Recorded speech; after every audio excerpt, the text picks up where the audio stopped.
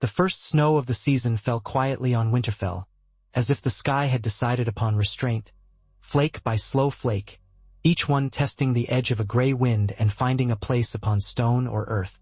Jon stood on the battlements and let it gather in his hair and beard. Warm breath rose from him and vanished just as quickly, the cold taking everything it could. Far below, the yard was a latticework of footprints, old and new, a palimpsest of comings and goings. Grooms leading shaggy horses to the stables, smiths tromping to their fires, children pretending not to look for the dire wolf padding between buildings with noiseless certainty. Ghost raised his head and sniffed, then turned to look up, red eyes finding Jon in a heartbeat. Comforted him, that understanding without words. A raven's cry cut through the morning. The bird came out of cloud and wind and fell toward the rookery, its harsh voice bouncing off the stones.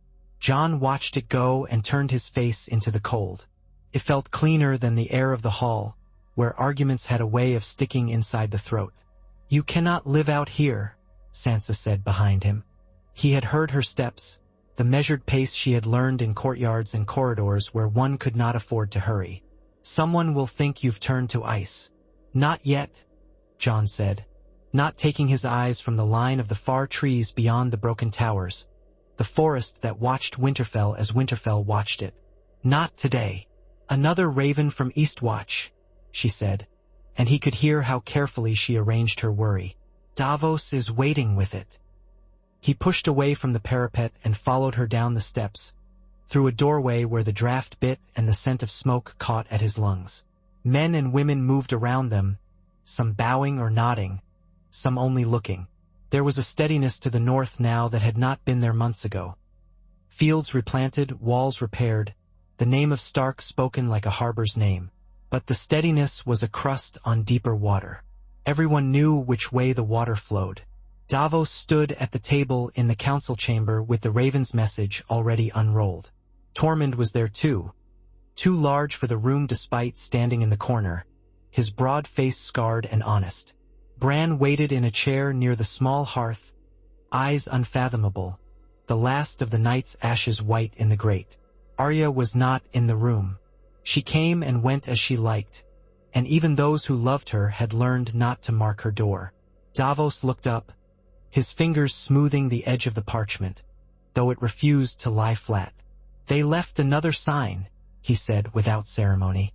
"Near the Shivering Sea this time, a day's ride south of Eastwatch, a spiral of bones and other things. The men there say it points inland." "Inland to what?" Sansa asked, taking the measure of those words as if they were coin. "The Night Fort," Tormund said, his mouth turning the old name into something rougher. "Or close enough. Your frozen friends like old sorceries, Snow." Jon reached for the message. The letters were jagged from a hand cold enough to tremble, but the meaning was plain. The White Walkers had arranged their macabre geometry again, as they had done at Hardhome and on the Fist of the First Men, and the spiral pointed toward the oldest, strangest castle on the wall. The Night Fort, where legends crawled like ivy and the stones remembered a king with eyes like winter. "The wall keeps them out," Sansa said, though even as she said it her voice held the shadow of doubt that had crept into every conversation about the wall since word came of the dead moving in their tens of thousands. "It has for thousands of years." Bran's gaze turned to her, soft as falling ash and just as cold. "It keeps out what it knows. It has always been so." "They're calling us," Tormund said, and laughed without humor. "And we're fools enough to listen." "They want a parley," Davos put in, and his mouth twisted around the notion as if words could rot. "Or they want to set a trap that looks like a parley. The difference may not matter if the end is the same." Jon let the message drop to the table. The room seemed smaller. The Night Fort's name carried weight, and not all of it of the story sort. He had passed through that place once with Sam and Gilly, had felt its hollowness like a breath on the back of his neck. The black gate had opened for them in the cold root tunnel beneath the keep, a thing that should not be and yet plainly was. He remembered the taste of the air down there, a damp that reached into the bone. "What would you say to them?" Sansa asked, turning from the fire to fix him with the look she had learned from their mother, or from the memory of her. "The truth," Jon said, because there was nothing else between them now. That we cannot beat them in the field, not with all the north and all the south besides. That we can burn and cut and hold a line for a time, and then we will fall back, and then we will fall. That the living deserve a chance to live, even if that means making room for those who were not meant to share a world with us. And what would you give them? Her voice was low. Babes at the wood's edge, as Craster gave them? The bones of our dead left unburned so they can keep walking? Davos stirred. We don't know what they want. Bran closed his eyes for a moment that lasted a heartbeat too long. When he spoke, his voice came from a far place. They do not know how to want as we do. That was not given to them. But there are patterns that were given or burned in. They were made to answer something, and that something has never been answered. They are the cold thinking of it. Jon looked at him, as if what Bran had become could be stilled by a brother's stare. What do they want? Bran opened his eyes again, and for a flicker Jon saw snow falling over a dark forest, saw a curve of blue light on unmelting ice, saw a crowd of dead men standing. G without breath. A promise kept, he said. A name spoken through a door, and a debt taken on by one who understands that debts have weight. The last time a Stark made a promise at the Night Fort. Davos began, then let it trail away. We will go, Jon said. He hardly heard himself, because the decision had been waiting inside him since Hardhome, since the day he watched people he'd sworn to protect drown beneath a surge of flesh, since he saw an armored figure raise its hand and wake the world of corpses. With a small party, if it's a trap, a smaller party dies. If it's a parley, too many men will make them think it's a trap. Sansa took a breath through her nose, steadying and contained. Do you think you can speak peace for the living? She asked. And if you anger them, do you think you can still outrun the winter? I don't think we can outrun it at all, Jon said, turning his palm toward the hearth, feeling the hearth refuse to warm it. I think we can step into it, or we can drown beneath it, and only one of those lets anyone breathe after. He expected the argument, then the necessary one. Sansa stood very still. Then, unexpectedly, she nodded. Take men you trust, she said, each word careful. Tormund, who has thought of winter longer than we have, and Davos, who knows the smell of traps.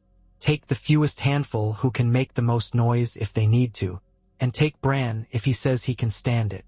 Bran's thin mouth almost smiled. I will not stand, he said, and lifted his white hand from the chair's arm. But I will go.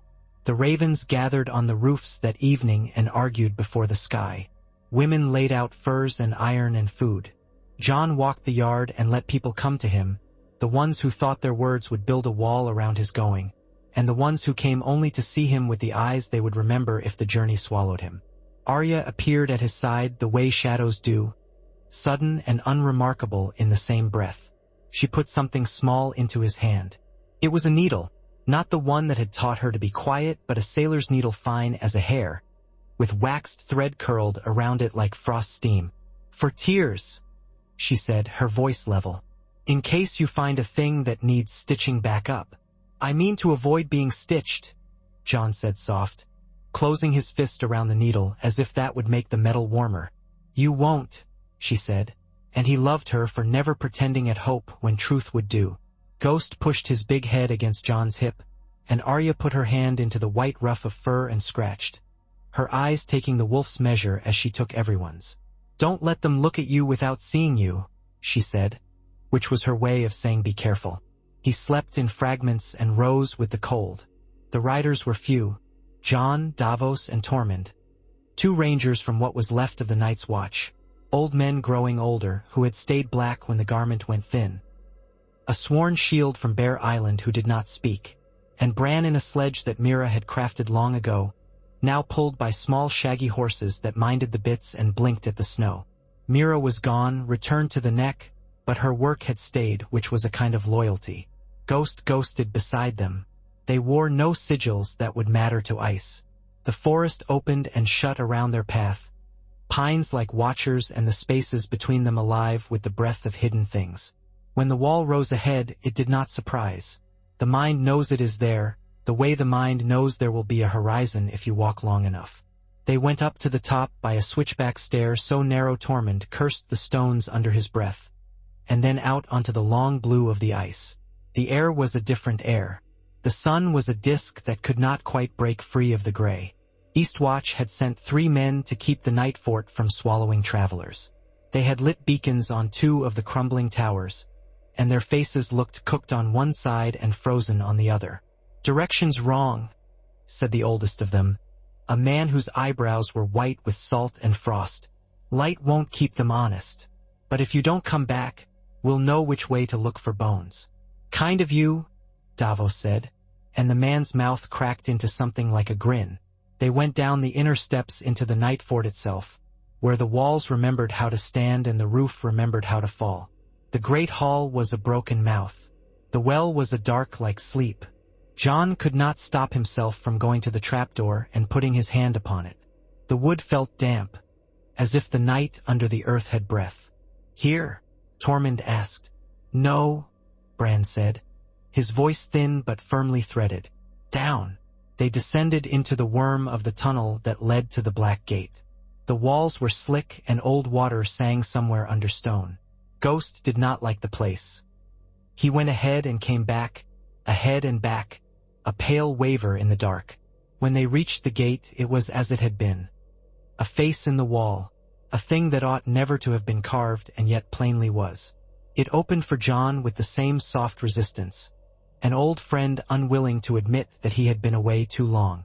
The air beyond hit them like a hand. It was not only cold. It was a different kind of stillness that took sound and made it thinner. Snow lay across the land in unbroken sheets as far as they could see, and the low scrub of the haunted forest looked lacquered and unalive. The sky was spoked with faint light where the sun would have been if it had consented to show itself. "They will meet us between the weirwoods," Bran said, and Jon turned to find not a child in a chair but a thing more like a tree wearing the shape of his brother. One hand clutched his blanket the way roots clutch soil. The other lay loose in his lap, his fingers endlessly remembering the feel of a raven's wing. "How do you—" Davos began. "I saw it," Bran said. "Or I will. It is hard to say which." "Always a comfort," Davos muttered. They drew their cloaks around them and went out into the unworld, the line of their party thin against the white. The weirwood copse they found was younger than the one at Winterfell and older than the sky. The faces in the trees were soft with snow and the red leaves rasped in a wind too weak to move hair. Ghost sat and made no noise. Tormund pulled his cloak tighter and kept his hand near his axe, which knew the shape of his fingers better than his children had ever known his face. They did not need to hear them to know they were there. Cold has presence. Comes into the lungs first, then it goes under the nails, then it touches the small, sacred hollow at the base of the throat. The air changed and the snow began to forget that it was supposed to be white. The world took on that blue that was not a color so much as an absence. The White Walkers came out of the trees and moved across the snow without touching it. Their armor made no sound. Their eyes were the eyes of a sky that had been held under water. Men are fools, but not so foolish as to believe their courage is more than it is. The Rangers stood because they had taken vows. The woman from Bear Island stood because she would rather be broken than be found to have shaken. Davos stood because he had run from worse things than he could name and had learned there was no use in it. Tormund stood because he had decided too many things to change his mind now. Jon stood because there was nowhere else to stand that would be honest. The leader, if leader was a word that could apply to creatures whose hierarchy was older than words, stopped a spear's length from Jon. The ice of garment and blade was as carefully made as any master armorer's work. Where flesh showed, it showed like lighting caught in clear stone. It did not breathe. Jon lifted his empty hands. The thing's gaze shifted, and someone groaned behind him, not from pain but because a body has to make sound at the moment it finds itself undone. Bran's lips parted. His eyes rolled white, then cleared, then filled with something that left Jon wishing for white. The air broke. It did not break like glass or bone, not even like ice. It broke like the surface of a frozen river when a fish moves underneath, a ripple of sound that was indrawn rather than outward. A voice came into the clearing. It was not speech, and yet it made itself understood. It moved through the weirwoods first, leaf to leaf and scar to scar, then into the air that the living used, then into the bones of those who listened. We remember the making, it said, or rather it thought itself into words. We remember the hands that pressed and the knife that entered and the words that bound. We remember the first oath and the second oath and how the second was forgotten because men have thin memories when spring comes. We remember the ache that does not end. Bran spoke, but it was not only Bran. The sound came from him and from the trees and from the ice and from the leader whose eyes fixed on Jon the way a winter fixes on a stream and decides to let it run or to shut it. We remember, Bran said. What will make you stop? The walker's head tilted. It should have looked curious, but it did not. Curiosity is a layer on top of hunger, and this was deeper. A wind went through the clearing that was not wind but a sensation of things slipping into their proper places after having been misset. Promise kept, the cold said. A name through a door. A debt. Jon stepped closer. Ghost's ears flattened, but the direwolf did not move, as if he understood the shape of things better than any man. Jon felt the place in his chest where the world had once become very small, where darkness had come like a tide. Give us the words and the shape of it, he said, and every syllable reminded him that a human mouth was a soft thing. The walker's gaze went past him, to Bran again. Bran's fingers dug into his blanket, ice-white knuckles. They want a boundary, he said, and each word was a plank set across a gulf. They want an old boundary made new. The gift. Both of them, the land south and north of the wall. Unplowed, unpeopled, planted only with trees that know how to listen. They want a night in which no fires are lit for the dead, so that the dead can hear the call and lie down in it, not rise. They want the bones we have scattered in our wars to be gathered and given to the earth entire, not broken and burned until they are thin as dust. They want the spring to come without lies. And the name? Davos asked, his voice strained as rope on a winch. It is a name I cannot say, Bran said. He turned his head slowly toward the weirwood, and the carved face there seemed to lean closer. Not yet. It is the first of their number, the one who was made when the knife entered and the oath was spoken, and he wore a man's name once, and it has not been spoken in the right place since. They want it to be spoken in the root of the world. Under the night fort, they want a door opened and closed, and a word to stitch it. And the debt? Jon asked. Bran's lips trembled. A living man who will bear the mark willingly, who will bind the bound, not be bound as they are bound. A bridge that belongs to both banks. A man who has died and come back is the right shape. Jon exhaled. The vapor trailing from his mouth was thinner than he expected. And if we do this?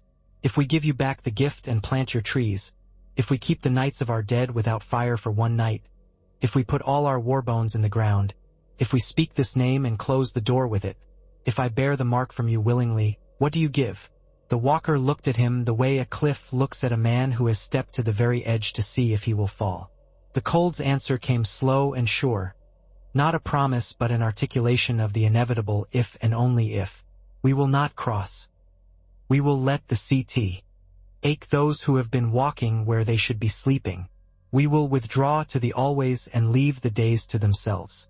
We will mark those who break the boundary and the trees will remember. We will watch and wait and think our long thoughts. We will be as we were meant to be, not what we have had to be. The night needs a keeper. We will keep it where it belongs. Silence was heavy for a time that could not be measured in beats of the heart. In that silence a snowflake stuck to Jon's eyelash and melted, and the brief wet stung. He looked at Davos, who was frowning the way a man frowns when he wants to spit and the wind will blow it back in his face. He looked at Tormund, whose mouth was twisted as if the world had played a jest that was not very funny. He looked at Bran, and saw not his brother but the pale curve of the weirwood face in those eyes. We can't ask people to leave the gift, Davos said low. The little folk, the ones who've scraped plots into the lee of the wall all their lives. The watch will howl. Half the north will curse your name until they need something from you. We will give them land south, Jon said, his gaze still on the walker. We will make the empty places full. We will ask the watch to remember what they were instead of what they let themselves become. We will plant trees and remember our dead without sending them out as lanterns. We will do these things not because they are painless but because the other choice is the end of everything. And the mark? Tormund asked, his voice softening, as if he could not quite keep it rough in this place. Jon's hand went to his chest. He remembered cold hands, remembered knives, remembered a black that had not been sleep. I have carried worse things, he said. That night, under a sky that could not decide to be clouded or clear, they camped as close to the copse as they dared. The walkers stood in the trees like carved things and did not move, and the dead stood further back, a gray shimmer in the gloom. Jon wrapped himself in fur and stared at nothing until nothing turned into the shape of a name he did not know. Sleep came in stuttering drafts. In the morning the walkers were gone, or rather they were where they had always been. The stark daylight cleared the world of some of its strangeness and only worsened the rest. They went back through the black gate and up into the Nightfort's stale air, into the light, back to Winterfell and the conversation of people who had decided things and people who never would. They brought the terms to the hall like a body wrapped in a clean cloth. The men of the North did what men of the North do, which is to sniff the cloth and stare at it and demand to know who had died and why. Lord Glover thumped his cup on the table and declared that no man would tell his folk to leave their holdings for the sake of monsters.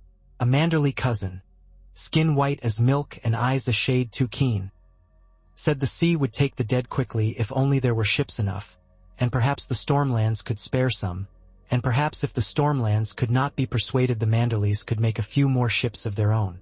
The Bear Island woman leaned her elbows on the table and said fewer words than anyone, every one of them a stone. Old men shook their heads. Young men puffed themselves up like crows. Sansa listened, and when the noise threatened to pull the roof down she raised her hand and it quieted. She had become good at it. We will not savor this, she said, and some of the men who had been her father's men looked down. But there is a meal none of us would have chosen. I would rather chew it than starve. What of our dead? A woman called from the end of the table. She was from Deepwood Motte, one of the forest ladies who knew the way trees spoke in winter. We do not burn them to be cruel. We burn them to keep them from getting back up. Bran's chair creaked. For one night, he said hoarsely. We will let the dead be still. And if they rise? Someone asked. Then I have misread the winter, Bran answered, and his eyes were empty of comfort. Jon stood. It was not his father's voice or his uncle's that came out of him. It was his own, with all its cracked places. We will collect those we can and put them in the ground unburned. We will keep watch. We will bar doors if we must.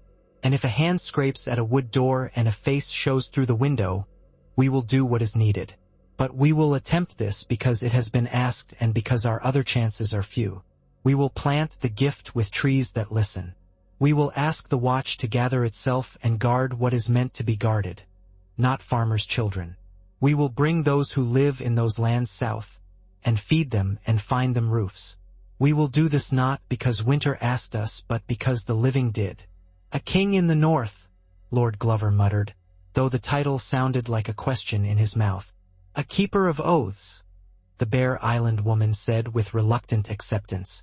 A roar rose and fell, and no decision is ever made only once. Beyond that day there would be men and women who obeyed and men and women who slipped away under dark moons to sit stubborn in old hearthless houses. But the word went out, and hands began to move in the shape of it. Messengers ran. The watch sent out thin columns of men to knock on doors and make pronouncements in voices that had once made boys flinch. Tents began to crowd the southward roads like a second set of hedges. The maesters counted blankets and fretted ink-stained frets. The gods would filled with the sound of axes and the sharp resin scent of pines cut and stripped and laid out in rows to be taken north. Sam's raven came on a storm day when the sky was a lid and the world a pot where every liquid wanted to jump. Jon bent over the parchment until the candle he had moved too close charred the edge. Sam wrote of the children and of the carving on blackened root and of a tale so old it was more weather than tale. He wrote of fires that remembered and of obsidian's bite, of a horn that might have been a horn if it had been found in time, and of a caution. Magic likes to take its debts in full. Jon set the message down and stared at the black line the candle had drawn. He blew the candle out and the room went dim. Sansa came to him that evening with her hair unbound, her eyes tired. "If you do this," she said, "we may lose you." "If I do not," he answered, "we will lose more." She came close enough to put her hand on his cheek. "Our father would have liked the sound of you," she said. "He might not have liked everything you decided, but he would have liked the sound of you." "I would trade the sound for another season with him," Jon said, and they stood for a time as silent as the trees in the courtyard. When the night chosen came, Winterfell held its breath. Fires died in the yards and were not relit. Torches were dunked in barrels like soldiers drowned for desertion. Bread was broken cold. There was no warm stew, no glug, no singing to hurry the dark away. Davos walked the walls and thought of ships with no lamps and men who could not cast lines because the ice would take the rope and make it hard as iron. The world narrowed to night. Jon went alone to the Godswood, with Ghost beside him and no other. The heart tree stood red and white in the moonlight, and the face carved there had always been sad. Tonight it was a deeper sadness still.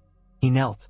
The snow under his knees soaked his trousers and the cold rose up through his skin. He put his hand to the bark and it was like touching a skull. "Tell me a thing I can hold," he whispered, and the wind in the leaves sounded almost like something learned. In the hour of the wolf he felt it. A place deep inside Winterfell where the stones were too old to be explained. A place that had not been emptied even when all else had.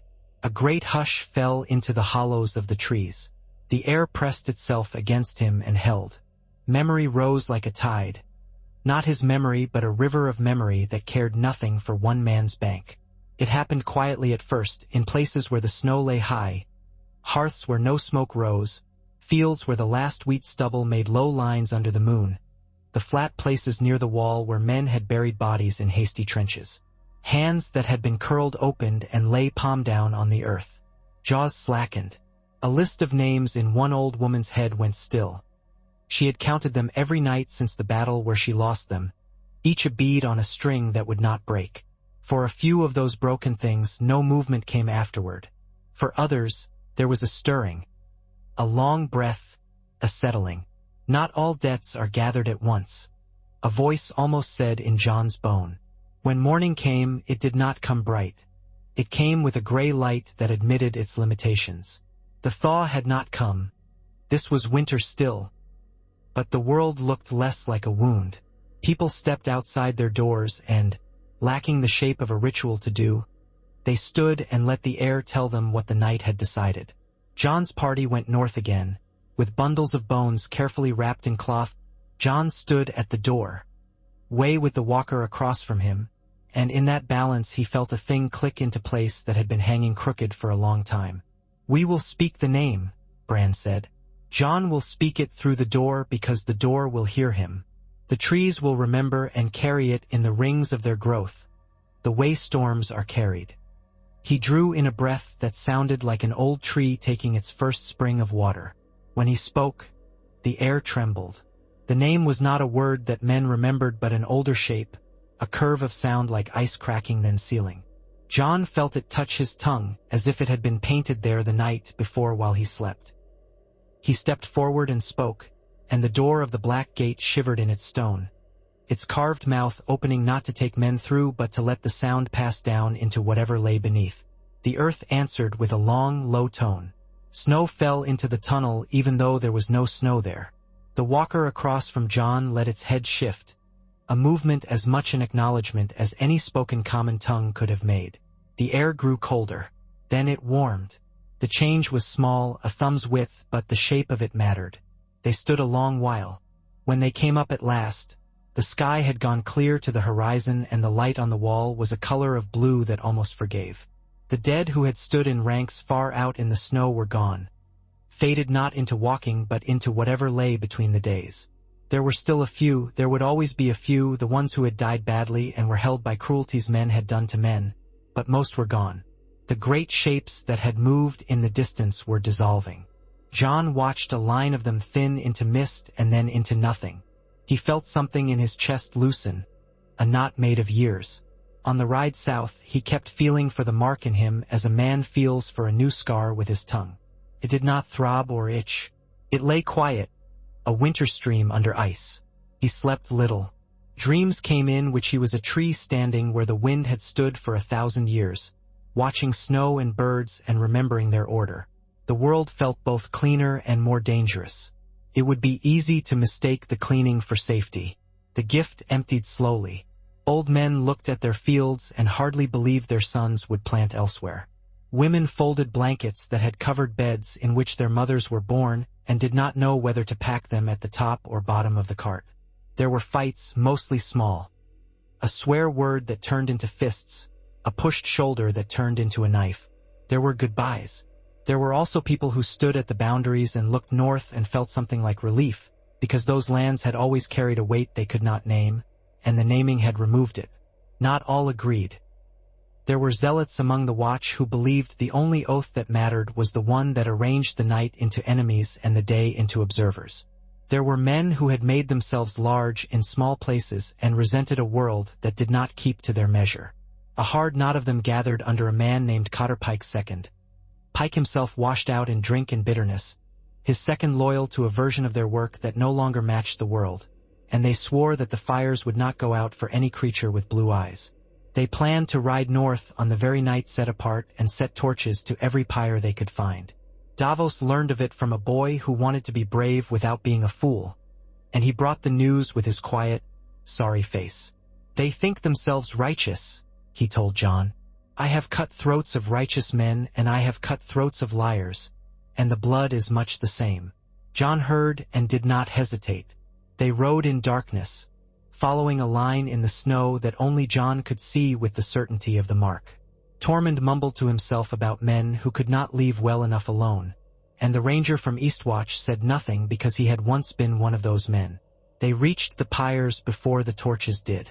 It was a flat place under the wall where the dead had been laid out in neat rows for the ritual of the night.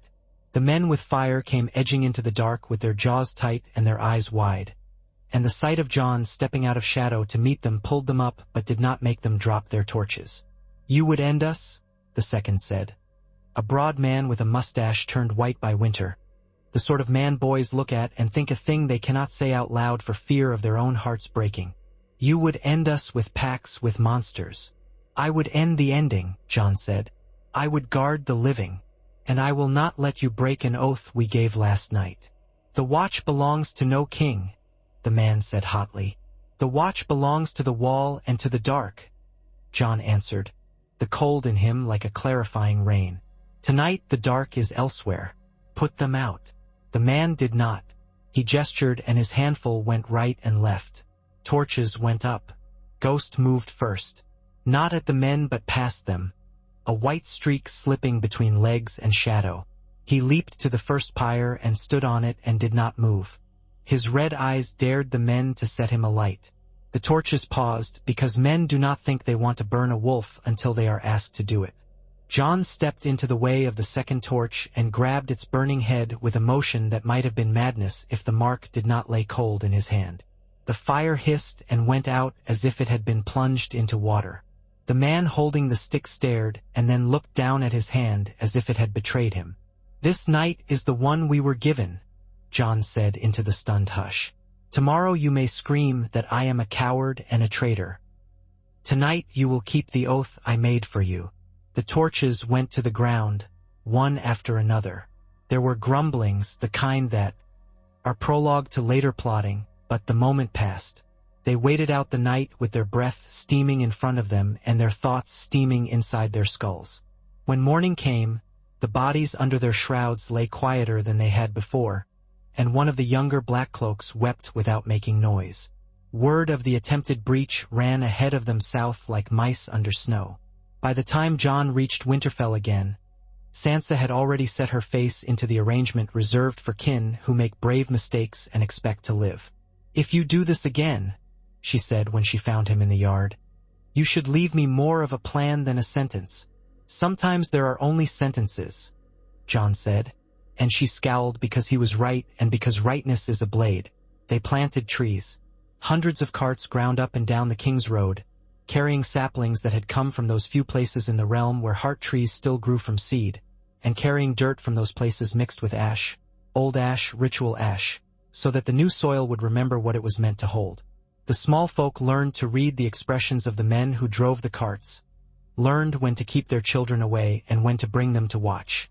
The weirwoods went into the earth in rows along streams, in circles on hills, in squares around old stones whose purpose had been forgotten. The maesters made notes with pinched mouths. The septons frowned and the red priests frowned back. The gods do not mind frowning. The walkers withdrew. Not all at once. The withdrawing was like a slow tide going out, hesitant at first, then gaining certainty as the shore proved itself. The blue that had haunted the edge of vision went further north. Stories came of dead things that lay down and did not get back up. Stories came of fires that burned warmer. A woman in the gift, one who had refused to go south and had muttered threats into her cups about wolves and cowards, woke one morning to find her well not crusted with ice for the first time in a winter month. She laughed and chopped what she hadn't planned to chop, and then she cried into her breakfast and didn't know why. With quiet comes change. Fear makes some people rigid. It makes others brave. The year turned. The first white ravens lifted from Old Town and went out in their measured way. It was a small spring at first. Springs are always smaller after long winters. But the snow retreated from a line that kept it north of the new trees, and Jon felt in his bones a rightness that did not require approval. The mark in him lay still. Sometimes, at night, he could feel it like a cool hand on his heart. He found himself warming less easily, but he found he minded that less than he had expected. There were other wars, of course. The living are tireless in finding ways to harm one another.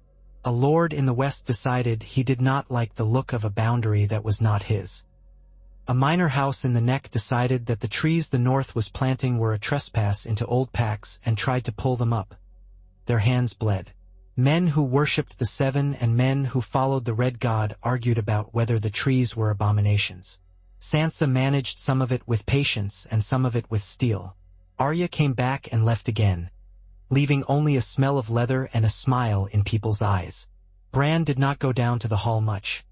People came up to him instead, brought questions he sometimes answered before they had the sense to ask them, brought wills to be witnessed because it seemed to comfort them that a man who was part tree signed as witness. Ghost aged slowly, as wolves do when the world asks them to be old and young at once. And Jon watched the line. He felt it without looking, the way a man with a healed fracture can tell when a storm is coming. He rode sometimes with Tormund along the old boundary where the wall's shadow falls at midday, and saw the new weirwood leaves turn red, and then pale, and then red again with the seasons. He stood with Davos on the battlements at dusk and watched the sky's blue deepen to the shade the walkers had worn and did not flinch. It would have been good to end there. The world is not given to goodness only for goodness' sake. The first breach was small. A hunter from the gift who had refused to go south went to check the snares he had set near a new planted circle of weirwoods and did not return. His wife stayed a day past since, then took a basket and followed his footprints until the snow swallowed them. She found him sitting upright under one of the trees with his eyes open and frost in his beard. His skin was unblood, his lips not surprised.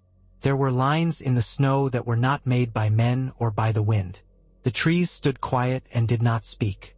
She took his wedding band and left his body and walked back with a straight back and a mouth set hard.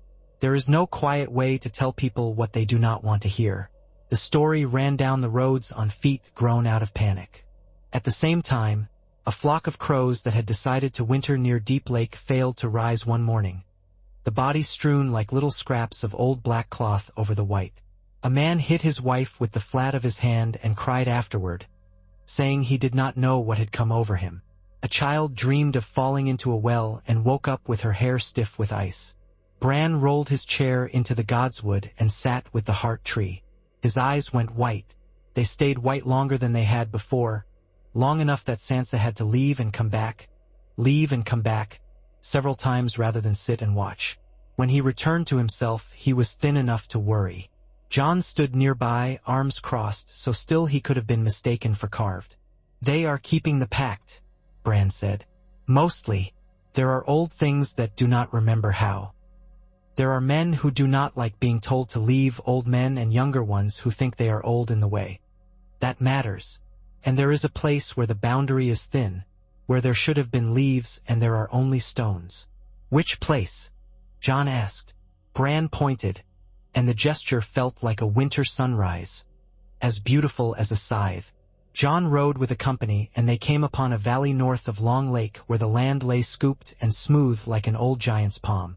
The trees planted there were small yet, their red leaves brave against the gray. The ground in the center was wrong. Men who know the weather can tell the day's temper in their bones. Men who know the earth can tell where it has been disturbed. The ground here had been beaten, not by feet, but by oldness. Jon could not say it in words. He walked to the center of the circle, and the mark in his chest stirred and cooled. He closed his eyes.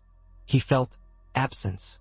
A place where the call that drew the dead down had not been heard because the rock under the thin soil drank sound. He felt the echo of something that had stood there once. An altar, a monolith, a thing not meant for warm hands, and had been broken long ago by men who did not understand it and did not care to. They needed a root in stone. They needed a word in rock. They needed something that knew how to listen in a place that did not. They set to work the way men have always tried to fix old mistakes. With sweat, with argument, with borrowed knowledge. Stones were dragged from far places. Maesters frowned again and wrote letters to other maesters who had never seen the north. Robes drifted around the new circle like crows who had been given books. In the end, it was the woman from Bear Island who found it, not in a volume of lore but in memory. Her grandmother's tale of a ring of standing stones in a place where the wind never moved and the snow fell in a peculiar way, a ring to hold the night steady. She had been a girl, she recalled, when her father had told her to stay away because the sheep would not go near and because men who slept there woke wrong. The place was days away and the going uncertain. It was exactly the sort of errand that makes men shake their heads and then saddle their horses anyway. They hauled the stones, flat, long, patient stones, to the valley and set them up with a precision that made their backs groan. When the ring stood, it drew the eye in a way that was not quite welcome. Children walking by fell silent. The weirwoods in the circle seemed to lean inward to look. Jon watched the final stone slot into place and felt the mark in him take a breath and let it out. He looked north and left a thought there as a man leaves a letter under a door. The answer came at twilight. The air cooled but did not bite. The snow underfoot firmed. The new-made ring sounded, no, not sound, but a resonance in the chest, in the jaw where a man feels old colds. The ring gathered what the weirwoods said. The trees carried what the stone held. For a while the valley felt like a room where a forest had been given permission to pray. The season turned, and turned again. Years do not announce themselves until later. They arrive as different days. There were children who grew up never having seen a white, and their parents told them not stories of the white shadows in the woods but stories of men and women who had taken down and put up houses because the servants of winter had asked them to and the living had said yes. There were still fights.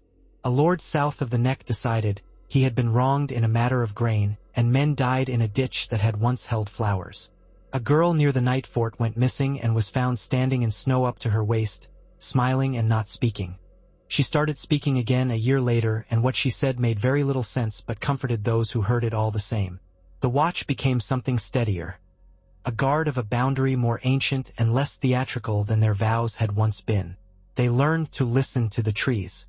They learned when to burn and when to bury. Some of them were unhappy with the balance and left under a cloud. Some of them were very good at it and died quietly in their blankets thinking of snow. Jon bore the mark as if he bore a blade. Some days it made him colder than those around him, some days warmer. Some days his breath steamed more, some days less. He took no wife. He had no children. His life was not a sad one. It was chosen, and choices are their own sort of wealth. He laughed with torment. He sat beside Sansa at suppers where people came to look at him in the thoughtless way they come to look at men whose lives have wrapped around a story. He went alone sometimes into the woods and let the leaves tell him what birds had passed, what foxes had been hungry. Ghost slept with his big head on Jon's boots and then, one day years later, did not wake, and Jon sat with him in the yard where snow had surrendered to spring and saw in the white fur the poems of older winters. He buried the wolf under the heart tree. He did not burn him, felt right, On a night when he had seen the aurora ribboning low on the horizon like a sash he could almost reach, he stood on the battlement and felt a presence and knew before he turned that Bran was there. The chair had become more an extension of him and less a contrivance. His eyes were still Bran's eyes, for all that they were filled with things that did not care about the petty prosperity of men. "It holds," Bran said without preamble. "It does," Jon answered. "It will not always," Bran added, and he was not cruel. He was true. "Nothing does." Jon thought of ice, of its way of making shape out of the vague. "Then, when it fails, we will make it hold again," he said. "Or our children will. Or their children. That's what oaths are." Bran nodded. It is astonishing how much meaning can be put into so small a motion, if the meanings are old enough. "He remembers," he said. "Who?" "The one whose name you spoke," Bran said softly. "He stands where the aurora touches th. He see and thinks of the first fire he saw. He does not ache as much." Jon looked north. The sky was clear and the stars fat with cold light. Somewhere out there a man who had been made into a blade had stepped back into his sheath. The thought did not make Jon happy. Happiness had become a thing he suspected but did not try to hold. It made the world larger. That winter's end was not a single day. There were frosts after blossoms. There was snow on the roofs on mornings in what should have been warm months. But the iron of it had been taken out, box by box, and the living learned once again to live as if tomorrow could be trusted. When the first true thaws came, they came with noise. Rivers woke and flung themselves over their beds. The forest breathed and shook itself. The villages steamed. Men and women will quarrel and will love and will forever be small against the things that do not need them. But they will also learn. That was the lesson the North took from the years after Winterfell sent a man with a mark into the snow. That if you listen, the world sometimes speaks sense. That if you give a thing what it asks for instead of what it occurs to you to give it, it may leave you alive. That boundaries do not only keep things out. They let things stay in, and some of those things are worth keeping. Years later, when children who had never seen a dead thing stand without breathing asked why the gift lay empty and full of trees, their parents told them about a time when winter had decided to walk, and about a man who had decided to step into it instead of running. They told about stones arranged to hold words. They told about a night the fires went out and the world did not end. They told about a wolf who slept and did not wake and a woman who watched him with a face that did not move and then wiped her eye with the heel of her hand. They told about a girl who came and went when she pleased and a boy who got older and older and looked younger and younger in his eyes until you peered too closely. They told about a line you can feel without looking and an oath you can keep without saying. And sometimes, on nights when the sky went blue in that particular way and the air lay like linen on the skin, a wind would come out of the north slow and clean, and the leaves on the new weirwoods would shift all together with a sound like a very old book being opened and closed, and people would look up from what they were doing and not know why they had done it. Some would think they had heard a name they could not remember. Some would be sure they had felt a hand lay for a moment on their hearts, cool and careful. They would go on with their work. The night fort stood. It was never welcoming. Travelers still said it ate light. But the fear around it was thinner, as if a badly told story had been told properly at last.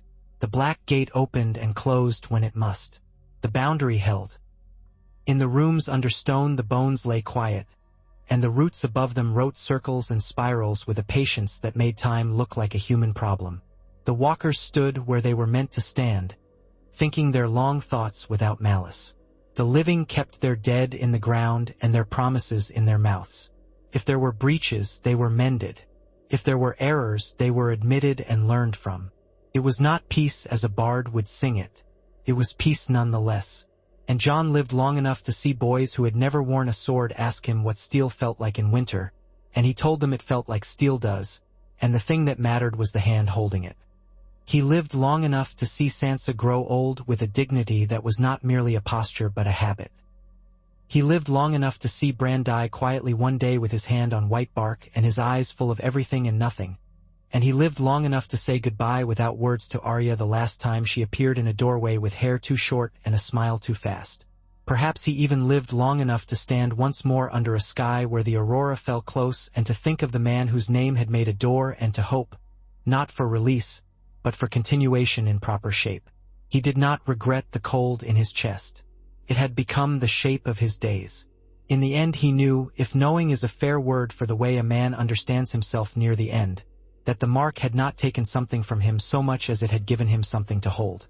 When he lay down at last, it was under the heart tree. The leaves were still. The air was fair and bore the clean smell of water. In the last breath between waking and whatever came next, he thought of a small boy kneeling in snow, a direwolf pup tucked under his arm, the world a place too big for the size of him. He thought of a red woman trying to make sense and not quite managing it, of a shovel and ice cracking, of 1,000 hands reaching, of a hand he had taken. He thought of a door that had opened and closed around a name.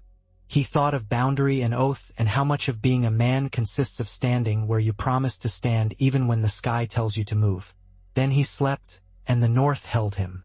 The trees kept a memory of him in their rings, a narrow dark band that was nonetheless part of the whole. There were winters after and men arrogant and men careful, women fierce and women foolish, children who learned and those who refused to. There were schemes and kindnesses and dinners with too much salt. There were nights when a cold hand lay briefly over the hearts of the living, and they smiled or shivered, depending on what they had been told as children. And in the farthest places where the sea holds the sky and the land only watches them hold one another, a figure stood on ice that did not break and imagined fire without hating it, and the imagining was enough. Years went like patient rivers, not measured so much in days as in the shape seasons make when they lean on a country. One winter bled into a spring that apologized for its lateness, then into summers that remembered frost, and the north, like a man after sickness, lived carefully for a while and then forgot to be careful because bread rose and children ran and the ice stayed where it belonged. Stories of the night the fires went out without the dead getting up were told by people who had not quite believed themselves while it was happening. You would see it in their eyes. Some took on a shine when they spoke, as if they were remembering a thing that could decide to be dream if you handled it roughly. Others spoke quickly as if the words were burning their tongues and needed to be in the air before they turned to ash. The story settled into the country the way lichen settles into stone. Sansa grew old with an economy that made other people seem wasteful. She did not loose words unless they would hold. She did not move tavernfuls of men unless the movement would matter when the beer ran flat. She kept a tray in her rooms with little things on it, bits of thread, a buckle, a smooth piece of sea glass white as bone, that she moved around sometimes without knowing she was doing it, arranging and arranging until the shape soothed something inside her. She never called herself a queen because the North had torn that word with its teeth too many times to want to sew it back up. She was the Lady of Winterfell and left the rest to those who liked syllables. After Bran's last breath had gone into the heart tree and the leaves had leaned forward to hear it, the ravens went quiet over the godswood for a day as if considering whether silence could be flown like any other migration. Then they went on as before, full of complaint and weather. The boy who had once been just a boy and later had been a river with a boy's shape became a story told in the halls. That there had been a Stark who wore years differently, that his eyes knew where snow came from. People argued about whether he had lived too long or not long enough, and both sides always thought themselves the kinder. When they buried him, no fire. There had been enough burning. Sansa sat under the heart tree with one hand on the white root, the other folded around the edge of her gown as if to keep herself from falling through, and she did not weep until she was alone, because she had learned when weeping was a form of conversation and when it was simply the body doing what it must. The watch became something with fewer songs attached to it and more work. You could see it in the hands of the men who wore black. Less callous on sword grip, more on palm and thumb from hauling saplings, more dirt gathered under nails from rooting stones out of ground where new trees should be. They stood at the ring of standing stones north of Long Lake and listened for changes in the tone you felt in your jaw. They learned to tell a thinness from a thickness and to act accordingly. The older ones, the ones who had grown from boys in a long night when black cloaks meant standing between the living and the dead in an uncomplicated way, sometimes sighed and sometimes argued, because simple work is easier to carry than complicated work even if the weight is the same. Tormund's last laugh was a full thing. He had kept more of his teeth than anyone had bet, and he put them on display when the weather and the drink agreed with one another. When he was dying he did not send for a septon or a red priest or a tree. He sent for his children and told them a story he had been telling them since they were little. About a time he had wrestled a bear who turned out to be a woman, or the other way round, and how he had gotten the better of her only because she had let him. He died as if going to sleep on a hillside that had known men's backs for 1,000 years. The free folk burned him and sang until they could not sing and then argued until they could, because arguing is a kind of song made from different notes. Davos did not die. He carried the habit of not dying out of a dozen places where death had seemed as natural as the weather, and he held on to it the way a sailor holds the habit of turning his face into the wind. He walked the halls with the air of a man moderately embarrassed by his own reputation, which made people trust him more than they should. He never wore the knuckles he'd lost on his right hand as a badge. He wore them the way a man wears a patched boot because the boot still works. When he went down to White Harbor to speak with Manderleys about timber that ought not to be cut where trees listened for more than birds, he did it with patience and a ledger book. He knew that ledgers could make men do what swords could not, because numbers bite in places pride cannot reach. Arya came and went as she always had, a fact more than a person sometimes. A door opened and shut by a house. Some years no one saw her, and then she would be there in a room where someone had been practicing not missing her, and she would sit on the edge of the table and eat something with her fingers and smile like a knife. She told stories in pieces and people had to fit them together if they cared to make shape. She was not cruel about it, only honest. She spoke once, offhand, of an island far in the west where a cliff looked like a sleeping wolf from the sea, and people did not know whether to make a ballad or a map. She spoke of an ice floe bigger than White Harbor that cracked like a bell when a wave struck it at the right angle, and she had a bit of the floe in her pocket somehow and laid it on the table and watched it melt, and those who saw it said it felt warmer for a second where it sat, the way your hand feels warm when you pull it out of water and the air is colder. On a morning when fog lay low on the ground and made the yard look as if it were being careful not to be seen, a girl came to Winterfell from Greywater Watch, thin as reeds are thin and with the same flexibility. She had a face like water when it moves over stones, and eyes that never stayed on the same thing long unless the thing ought to be watched. She gave her name as Rowan Reed and held it loosely, like a thing that could float away. She came into the hall when called and did not kneel, not out of disrespect but as if the habit had been trained out of her by a marsh that knows the difference between kneeling and drowning. "Your father?" Sansa asked, because there were questions you always asked first to see what kind of conversation you were in. "My father's father knew your father," Rowan said. "He taught your friend how to make frog spears and how to walk on islands that are not where they seem." "I have green dreams, my lady." Sansa did not stiffen. She had done too much stiffening. She had learned when rigidity was a weakness. "I am sorry," she said, which was the right answer to a girl bringing such a weight. "The dreams hurt. Less when I do the thing they tell me to do," Rowan answered, with a spoiled smile that had never been spoiled, only made as if it had been taught to be. "They told me to come and make myself useful because roots are being pulled where they should be left alone, and there are stones that are not standing where they should." Davos had already come in with wet on his shoulders from the mist and a face that announced he was about to say something no one wanted to hear. "A quarry," he said, "halfway between Long Lake and the headwaters of the White Knife. Manderley's nephew opened it last month because a lordling wants a new bridge across a branch of the river, and the old stone is too sound to feel noble under his boot." The quarryman pulled a slab from a hill that looked like any other hill, and then 3 men went quiet in the mouth and one lad's nose bled so much he thought he would drown in his own blood. "They've pulled a stone from a ring without knowing it. And—" He rubbed the wet from his cheek with his stump hand, a thing he never did in public. One of the men sent to set the saplings near there fell asleep on his feet and woke with ice on his eyelashes and said he heard a name he could not keep. Rowan's eyes flicked to Sansa and then away. "The ring needs to be put back. And there are things under the ground there who remember a shape of the world we're trying not to use anymore." Sansa's tray of small objects was not on the council table. She reached for an invisible edge anyway and let her hand rest in air. "Send to White Harbor," she said. "Send to the Watch and to the Free Folk camps on the Long Lake Road.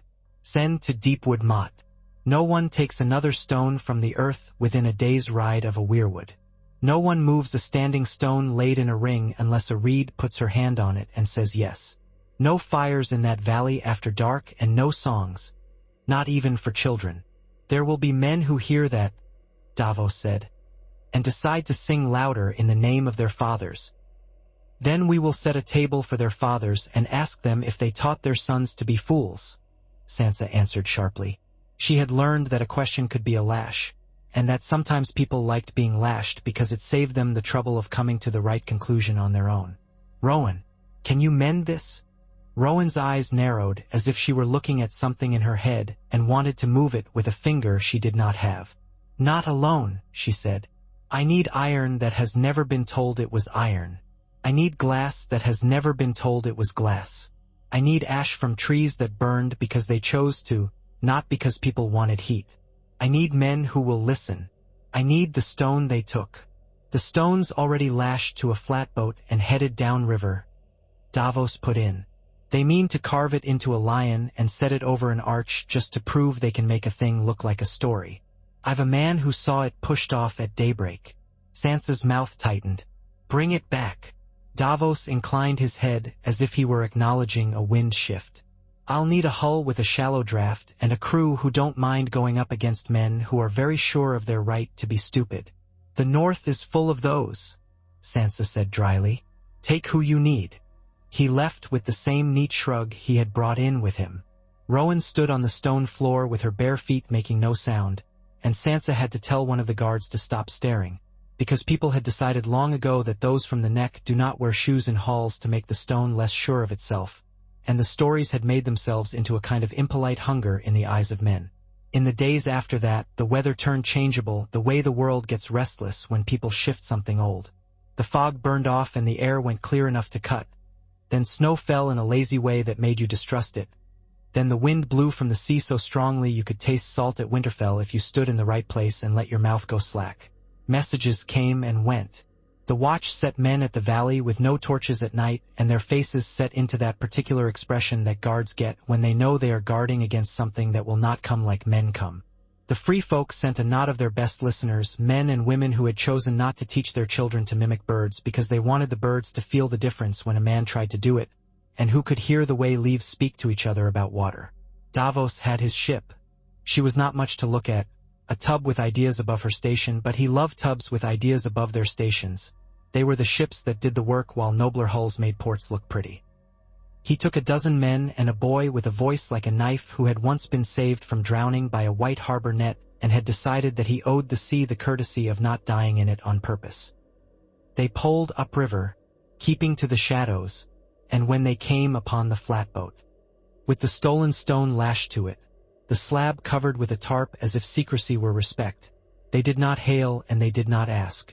Davos put his little tub alongside and cut the ropes himself with clean, sure strokes. And when the men on the flatboat shouted at him and called him pirate, he said nothing, because most conversations are improved by fewer words. The slab slipped into the river with the resignation of something that understands it has been wrong for a brief time and will be right again if it endures. It sank and struck the bottom with a sound that Davos felt in his teeth. The flatboat men cursed and shook their hands in that northern way that means go to the maker or to the stranger or to a place unnamed but cold. Davos pulled away without looking back. The boy with the knife voice laughed once, softly, not out of cruelty but because the sound in his teeth had tickled. They pulled the slab out again where the white knife slows to let the bank sip it. Ropes around stone, curses turned practical, and slid it onto a sledge. Oxen dragged it toward the valley like a funeral. Men who had thought themselves strong enough to carry anything laid their palms on it and found their hands unsure of their own heat. The place where the ring had been broken did not look like much to eyes that only use light. It looked like stone and thin soil and grass that had learned to stay near the ground to avoid the long wind. But if you stood with your mouth closed and your tongue pressed to the roof of it and allowed the bones of your jaw to listen, you could hear that the tone had gone wrong. A too-brightness, a glassiness where there should have been a steady hum as of a hive content with its queen. Rowan walked the circumference with her hand low as if she were a singer keeping a drumbeat that only she heard, and at 2 points she crouched and touched the ground and did not move for a long time. "We dig here," she said at last, pointing with her chin at a spot 2 paces within the circle's old line. "Not deep. We will find old ash. We will bring it back into the world and we will tell it new things. And a stone must stand here." She pointed again outside the ring, in a place where any man would have said the angle was wrong. Because it stood here once and was moved when the earth was young. It remembers its work. It will do it if asked. The watch produced spades. Free folk produced hands. The old gift had been made a haven for listening things, but not every border of it was clean. The country was a book that had been copied and recopied, and someone had smeared a sentence here and left out a word there. They put their backs into the fixing. Men who had mocked the reeds for their stories found themselves taking directions from a girl with a voice like the edge of leaves and did not resent it because there is an ease in being told what to do by someone who knows. Sansa sat a horse on the ridge and watched the work with that stillness people mistook for softness. She had a blanket over her knees, not from infirmity but because cold likes to try its teeth on knees and there was no sense letting it chew. They found the ash where Rowan said they would. It lay under a stratum of earth that had been allowed to forget, a fine gray like snow that lost its reason for a day. When they lifted it, the air changed. It smelled not of fire but of the decision to be fire, and those who handled it knew to keep their thoughts orderly, the way you do when you carry a full bowl. They mixed the ash with water whose surface had held moonlight the night before, and with dust ground from a shard of obsidian that Arya had left on the great hall table one night as casually as if laying down a button. They made a paste of it and daubed the stones with it where the ring had covered itself with lichen and humility, murmuring low, "Not spells, only good sense. Your work is useful, stone, and we are grateful. Hold fast, stone, because we are weak and need you to be strong." The slab returned from the river was raised with ropes and many hands, and when it stood again the ring's hum deepened, smoothed. A baby cried and then stopped and laughed, puzzled at its own obedience. Women whose hair had been lifting on their necks for days without cause felt their hair lie down. The wind came as if it had received a message. It would have stayed mended, if men were not men and if things set true were content to sit untested. But the boy who had been sent to watch the path on the valley's south verge, a night's watch boy with a new cloak and the serious mouth new cloaks always give, was approached by a man who wore black too, and the boy relaxed before he remembered that black had to be looked at closely these days to know what it meant. The man had hair without a color and a face that grew mouths when he spoke, like water making many mouths when it goes over a stone. He told the boy a story about oaths forgotten and ancient rites, about the wall of men being thinned by women and rust, and at the end of the story he showed the boy a horn wrapped in old leather. Its mouth was bound in bronze greened with age and its length was carved in lines that made the eyes want to follow. The boy was young enough to believe in objects, old enough to suspect he should not. "You blow this horn," the man said softly, bending his mouth toward the boy's ear as if telling him the place where his mother kept sweet cakes. "You blow this horn and the wall will wake the way a good horse wakes when you whistle. It will push the cold back, not with charity but with force, the way a man uses his shoulder in a crowded hall. We have been too gentle with monsters. Blow it once at dusk and once at dawn and you will see." The boy took the horn because taking is easier than refusing when you are young and someone has used the right words.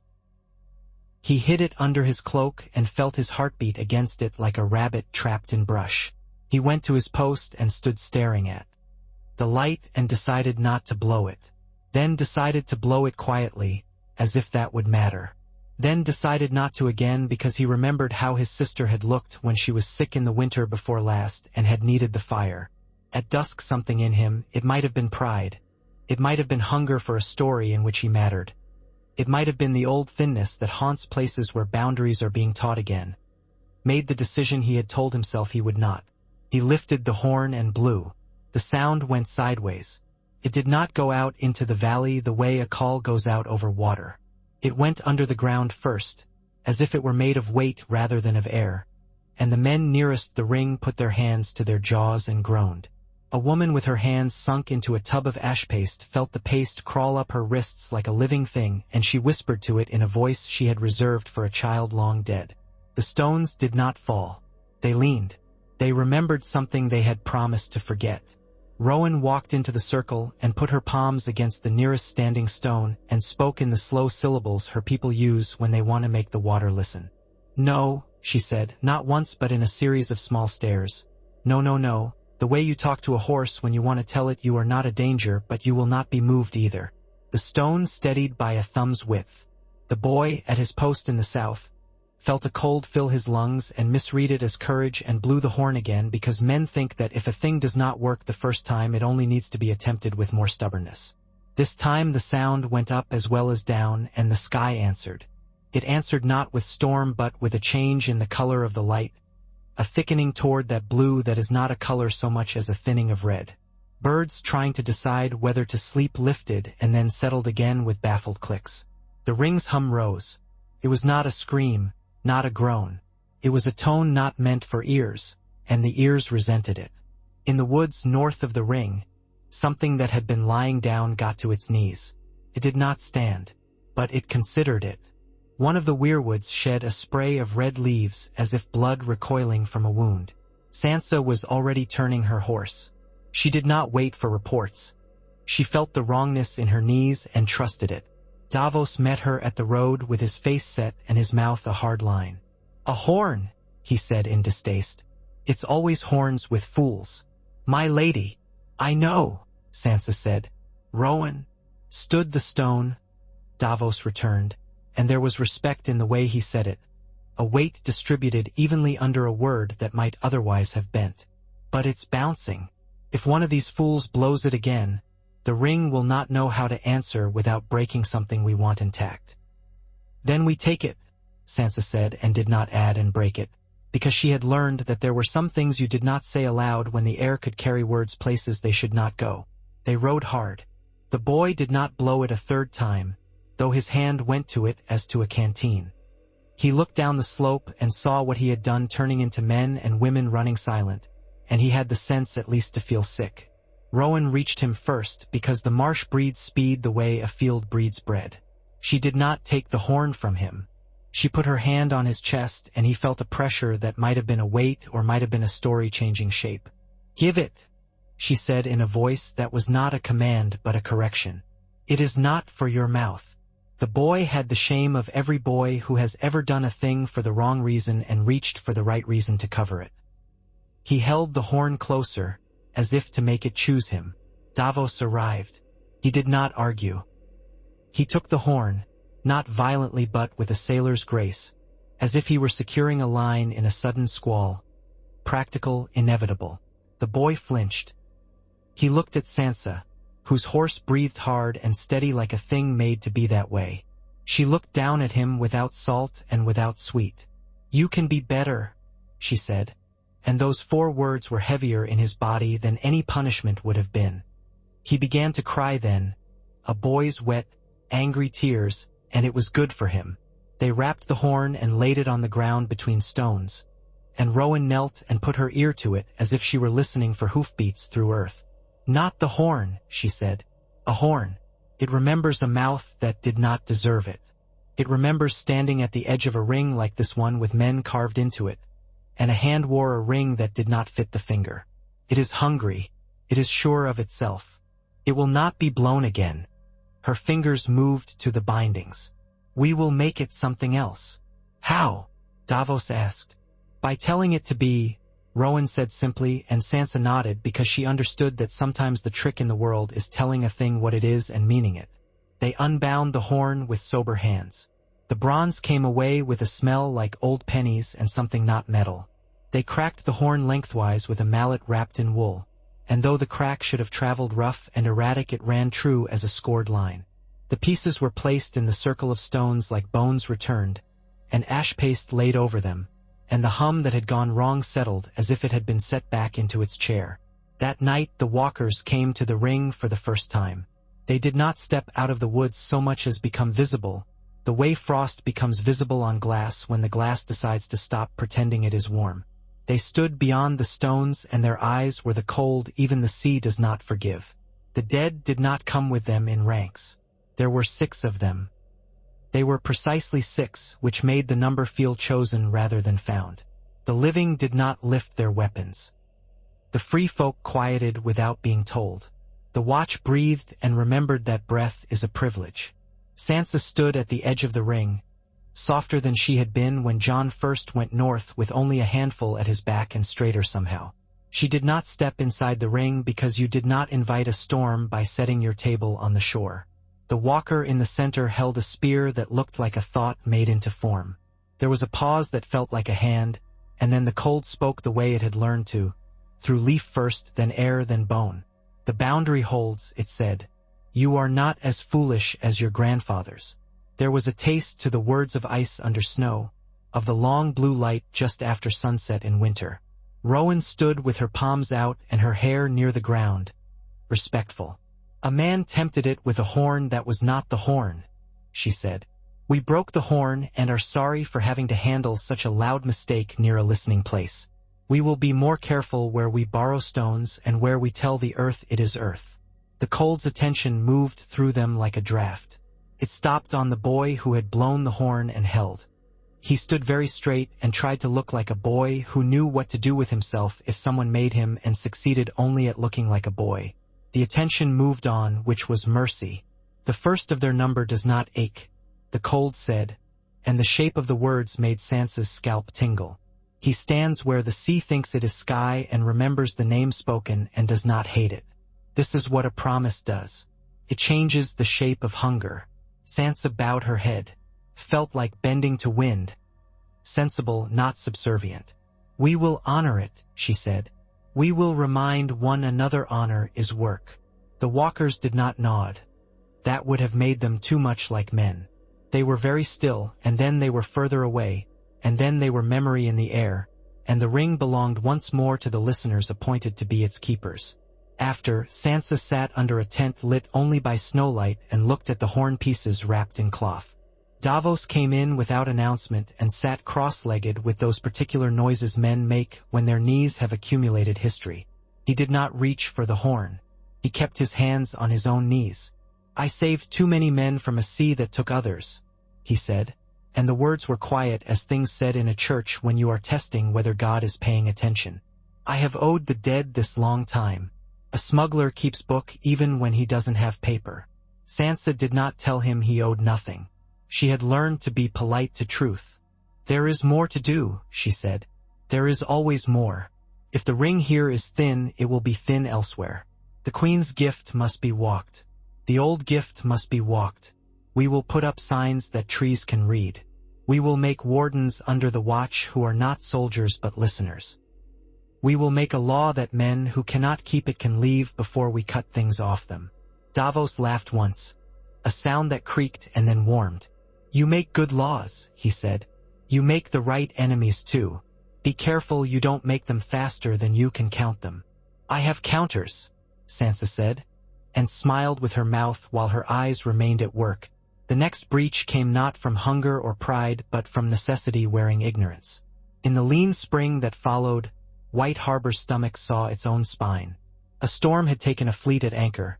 Good craft that had come to look too familiar to sailors who ought to have looked at them as instruments rather than pets. And the river had broken a mill, and the peas who had learned to sprout even in cold failed because the people who tended the plots were off helping plant weirwoods for which they had not minded missing sleep. Bread thinned. There is no quicker way to make men unlearn their courtesy than hunger. Lord Manderley himself did not mean harm. Men who make soup from bones and onions have no time to mean harm. They have time to keep bowls full. He sent cutters into the outermost of the planted groves at the edge of the gift with careful orders written in his own hand. Take only trees that have already decided to lean. Take only those with no leaves. Cut with respect, walk backward out of the grove. The men took his orders and made them easier for themselves.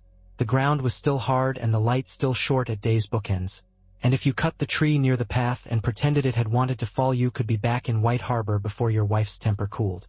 They cut a weirwood sapling by mistake because they were too tired to see the red in the leaves as red and not a trick of evening. They told themselves it was a rowan and laughed darkly at the coincidence. When the first of those offenders brought his hatchet down, the ring near the long lake sang in a way that made two of the watchmen vomit. At a grove north of Queen's Crown, a line of saplings bent toward the cut as if listening and could not quite straighten again for hours. Near the night fort, the black gate's face shivered as if waking from unpleasant sleep. In the deep of the haunted forest where no law could reach and where law clung anyway to the idea of itself the way ivy clings to an old tower, a dead thing rolled once and settled, and across the surface of its eyes went the faintest of films, as if it had thought about becoming a mirror. It would have been little if a man of White Harbor, cousin to Manderley's steward, used to saying his words loud so that the people with harder lives would hear them, had not decided that any law keeps itself better if held at knife edge. He had a little band of men who liked him for his confidence and who walked close to him in order to borrow it. He made them swear to keep the peace of the cutters. He wore black because black makes men feel they own the night. He called themselves wardens and meant well until mean. Ing well turned into being important, and that replaced meaning well entirely. One of those wardens shoved a crannogman aside on a track that did not appear on maps, and the crannogman drew his knife without raising his arm, the way you do when you want to put fear in the other man without making him do something foolish. The warden laughed and turned back to his own and said something about frog-eaters and courage and history. The crannogman let him walk away because a reed had sent word down the water. Patience, because we are always ourselves and they must learn to be themselves again. Rowan traveled between the rings like a message from the roots. She slept on moss with a blanket under and a blanket over, not because she cared about comfort but because you do not slap the earth in the face when you are asking it to listen. She ate when the people around her ate and did not make a ceremony of hunger or of satiety. She was at Queen's Crown when news came that a grove had bled where it should not, and the law had not been sufficient to keep men from cutting simply because their wives were thin. She frowned then, and it made her look older. Not because a line showed in her face, but because it forced her to hold her mouth shut on words that would not help. Someone will have to say their grandmother's name to them like it is a knife, she said. Let me, Arya said from the shadow of a standing stone. Rowan did not start. People who listen well start less often. She turned her head and took the measure of the woman standing there. Smaller than stories always make her, eyes that have counted feet moving in the dark, hands that know where to put themselves. You speak that name with the right edge, she said. Arya's laughter came quick. You speak it like a leaf, she said. That will do too. They left together, the marsh and the wolf, and men at crossings moved out of their way without ever recalling a reason why. They found the cutting crew south of the gift, just beyond the line were signs, little carvings on stones, bits of red cloth tied to low branches. Had begun to say in a language men of the north could read if they wanted to. Listening place. Leave your hunger behind you if you can. Walk soft. Wardens stood with their legs planted wide and their cheeks red from cold and certainty. The saplings stood too, smaller and more patient. One tree lay on its side with its trunk bleeding with that slow weeping sap thick and embarrassed. A man with a wedge beard and a jaw you could have used to wedge a door shut looked up when Arya walked into the grove, and his look said that he would have liked to turn her into a lesson. Then he saw what was not in her hands and decided to be careful. This is not for your feet, Arya said mildly. He made his voice ring because he liked the way that sounded in his own ears. Tell that to my belly. I am, Arya said, and her head tipped a little, as if inviting him to listen to the shape of her words instead of merely their weight. And to your mother, who wept when she put you in the world. And to your settlement at the river bend, which will see its roofs lifted by a water that won't hold if you pull the skin off the ground. And to a boundary that will take more from you in the end than this tree gives you now. The warden spat. It was a fine, complicated spit that must have taken years to learn. The north needs ships, he said. Ships need wood. Wood needs hands. Hands need wages. Rowan stepped forward and opened her palm, showing him nothing. And the north needs winter to come only where it is asked to, she said. And winter needs a door closed where it belongs. Doors need hinges. Hinges need trees. There is a chain to your bread that you would do well to learn. We will show you, or we will cut the chain where your wrist meets your hand. You may choose. It is a particular experience, finding yourself spoken to by someone with no fear for themselves and a well of fear for the world. It often makes men angry, because anger is the only way they know to keep their feet when the ground has shifted into something true. The man with the wedge beard reached for the axe in a way his body had learned long ago, and Arya saw it before he did and put her hand on his wrist without haste and bent it the way you tuck a sheet under a mattress. He was on his knees before he had decided to act offended. She let him stay there until he nodded, and then she let him up and he found that humiliation had eaten some of his hunger. The cutters went back to White Harbor with food they had not expected to carry. Roots and onions from a crannog garden that grows even when the ice thinks nothing will, knitted by hands that might have been better suited to knives. Lord Manderley himself sent apologies. Real ones, not those that are only words that look like apologies. And coined for debt and learned to look at the line of saplings as if he were a man who had met a cousin he could not afford to offend. The wardens were dissolved. Their leader went to the wall to cut wood as a penance. There was a quiet there when he came to the ring and laid down his axe and asked if he could learn to listen that made him reconsider the life he had left behind. He did not become a different man. He became himself in better order. By then Sansa's hair had gone to a gray that glimmered like snow, having second thoughts at dusk. She moved more carefully because care had become a habit as well as a strategy. Letters moved in and out of Winterfell in skeins, and the maester complained that his fingers were developing ink callous like a boy's. The free folk and the old houses learned to share fences without tearing them up. The sharing was not graceful, but it was a practice thing, and practice is better than inspiration. Year by year the rings stitched into the gift and beyond into the haunted forest settled into their work. People began to walk their children to them and say their names in low voices, not praying precisely, but making the trees part of their family's business. The Watch added a piece to their vows in the north, quietly at first, then with formal recognition from Winterfell. I am the listener before the night. I am the hand that hears the ground. I will bear the quiet as I once bore the sword. They wore a copper rune at their belts, a thing only a few men knew how to make, hammered thin and stamped with a spiral that looked like a mark left by wind. The piece looked like peace until, as with any piece, you regarded it too long and saw the work in it. One cold autumn, when the sky had a metal taste and the ravens flew low, a ship was seen off the shivering sea with sails made from sealskin. It cut north instead of south and slid between floes as if led by a hand. The free folk at the sea camp watched it from shore with faces that said story, and a boy ran through night and cold, and the running found Winterfell because the boy had been raised on tales of wolves who listened. Sansa sent men to the coast with no banners. Banners speak loudly, and they found the ship beached near the mouth of a river whose name was older than speech. The crew was a strange company. Men with iron in their beards as if they had tried to make themselves harder, and women with hair bound up under sealskin caps, and a child with eyes too dark to belong to daylight.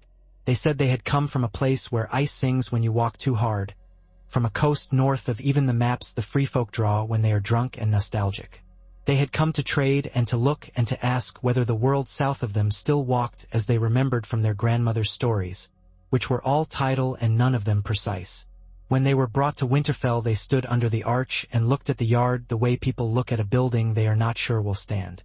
The captain, woman, shoulders heavy with work and a scar across her jaw done with something that had not been a man's blade, touched her forehead to her fingers and then to the earth in a gesture that did not belong to anyone the maester could name. "We have seen white men standing far out on the blue," she said in a voice that made the hall feel full of rope. "Not men walking like men. Men standing like teeth. They look south some nights and then out, and the ice around them grumbles like a whale." Rowan moved forward and stood with her head tipped as if the words were a light rain. "They are not courting you," she said. "They stand where they belong and remember where not to go. But if you lay your path across something that listens, it will listen to you. Be careful where you set foot." "We brought something," the captain said, and nodded to the child, who lifted a bundle from a bag and opened it. The thing inside was a shard of glassy black curved like a fong and warm the way a stone kept under the arm can be warm even after you put it down. It had lines in it, but the lines looked natural, like layers in rock. If you ran your finger over it, you felt a little surge, like fear's first breath when you realize the shadow is only your own. "Dragonglass," Davos said. "I've held enough of it to recognize it with my eyes closed. But there's something wrong with it." "Not wrong," Rowan whispered. "Involved." The captain nodded. "It came from ice. We think a wave put rock in a crack, and the rock thought it was ice long enough to take on some of the ice's memory. It is good for cutting rope," she added, practical in the way good captains are. They gave it to Winterfell as if giving a thing to an elder, and Sansa held it and did not shiver. "Thank you," she said, in the tone one uses to receive a boon that might be a responsibility. "We will remember your caution. We will trade salt for grain and furs for iron." We will ask nothing of you that the sea would not ask. The child stared up at the heart tree in the yard with serious regard. When the crew left, the child turned back and touched the red bark, and the tree made the smallest sound, a fricative like yes. Days folded like dry pages. If a man had wanted to make a story out of it, he could have called what followed a lull and then a storm, but that would have been a lie. The storm had not been sleeping. It had been deciding. It started at last hearth, where the umbers had nailed their doors and their hearts shut for so long that, when they opened the doors again, the hearts had trouble remembering how. There was a wedding, bread and salt, a boar, a girl with hair like the inside of acorns, and a boy with a cowlick that never lay down. And there was a feast that lasted 3 days because the larders were fat and the winter had been lean, and men like to insult a lean winter after he's gone. On the third night, a man too drunk to taste his own mouth dared another man to go out to the old hill where stones ring themselves and shout a rhyme with bad words in it at the wind. The second man went because men are very brave when the world has shrunk to a dare. He stood in the ring and shouted obscenities at the cold, and the cold did not answer. It is not moved by words it does not respect. He kicked one of the stones and laughed when his toes hurt. Then he lay down and fell asleep, because sleep comes over men who think they have conquered when they have only been ignored. He woke just before dawn with his breath frozen in a thin film over his mustache and a sense in his belly that someone had been standing over him while he slept and had counted his ribs. He went home quiet. He did not tell the tale loudly, though his wife dragged it out of him to share with her sister, and the sister with an old woman who sat in the kitchen peeling potatoes and remembering old kinds of cold. That old woman put down her knife and went to the yard and looked north and did not say, as she might have, that this was what comes of men who speak rudely to a sky. Rowan heard about it the way a fish hears. About rain. She was already moving before the boy sent from Winterfell found her and stopped with his hands on his knees and vomited politely into a hedge. She went to the ring at last hearth and found the stone the man had kicked and put her hand on it and did not apologize. She reminded it of its work and let it know that men who speak without music are not to be heard at high volume. The stone's tone mellowed, like a man being reminded of his wage. The air settled. The old woman who had looked north caught Rowan's eye and nodded once and went back to her potatoes with a sense of having put a thing in its right place. Then the letter came from a place no one wanted a letter to come from. Eastwatch.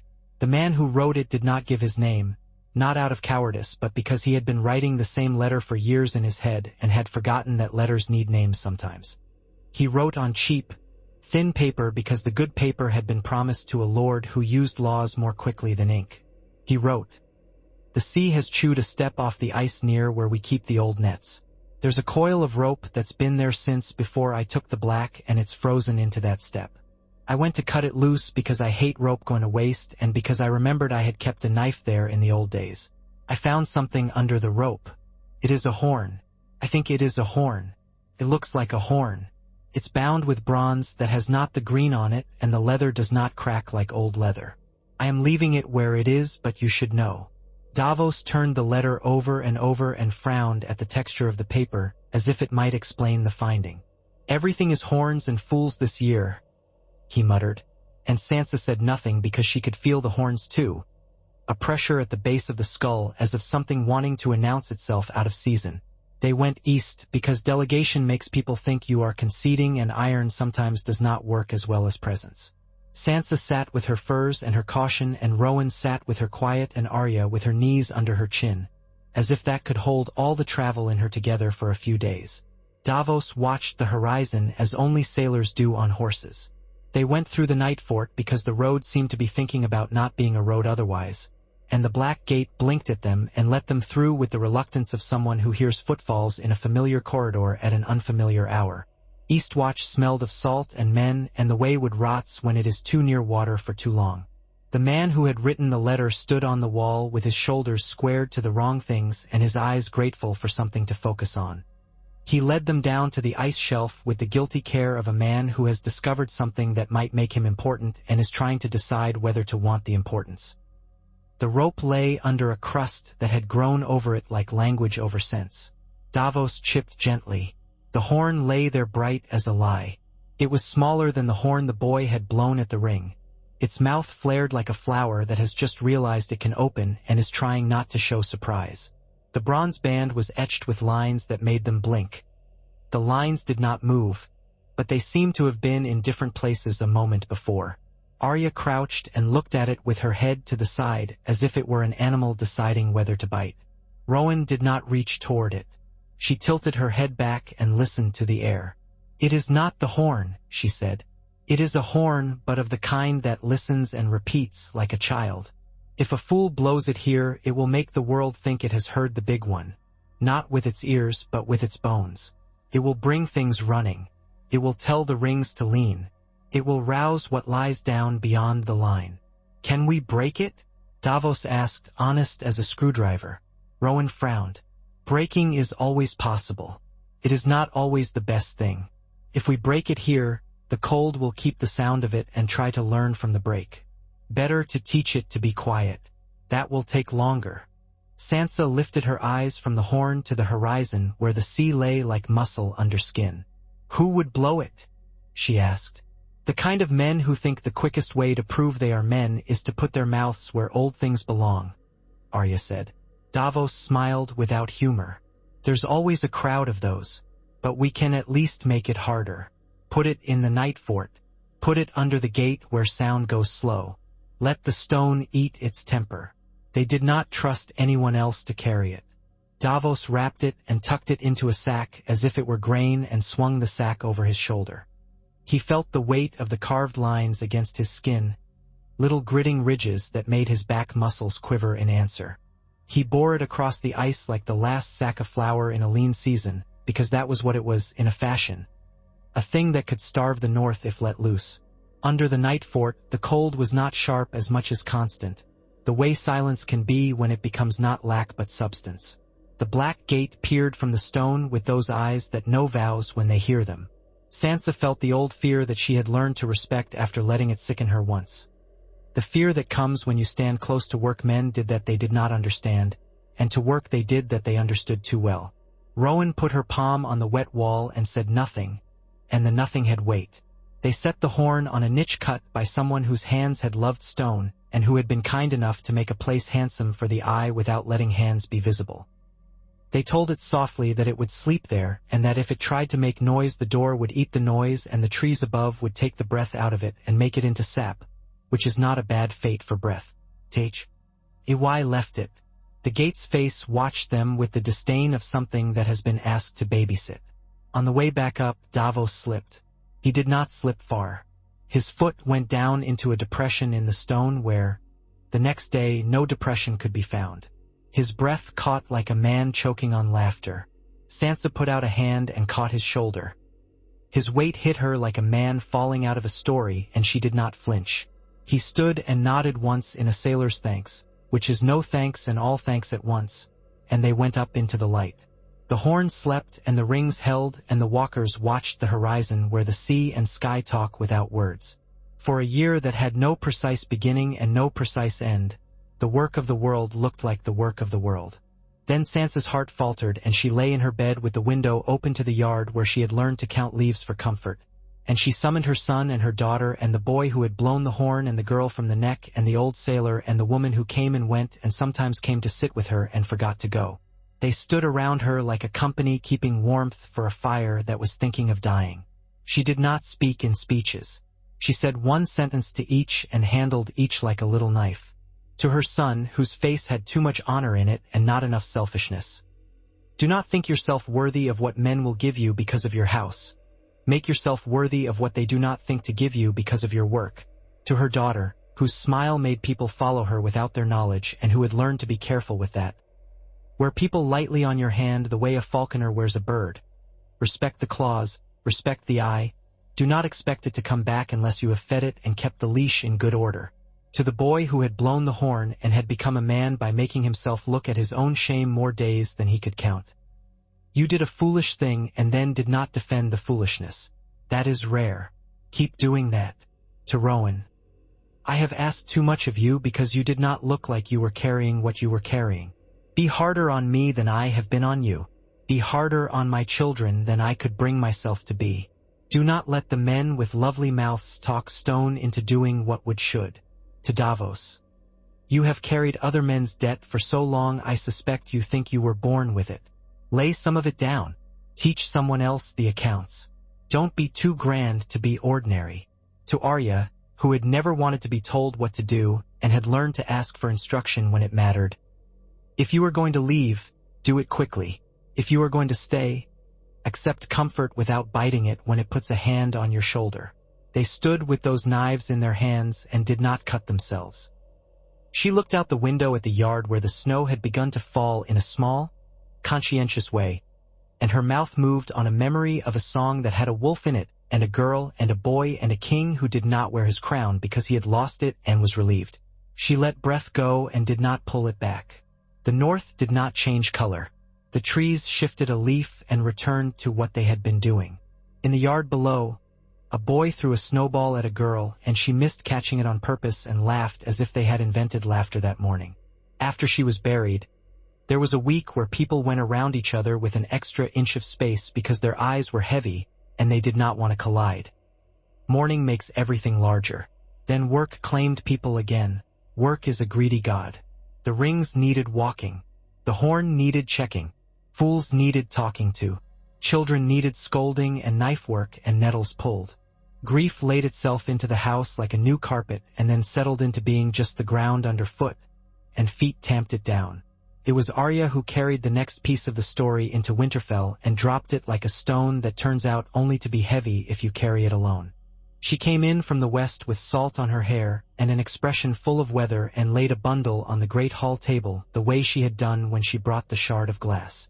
There is an island beyond islands, she said.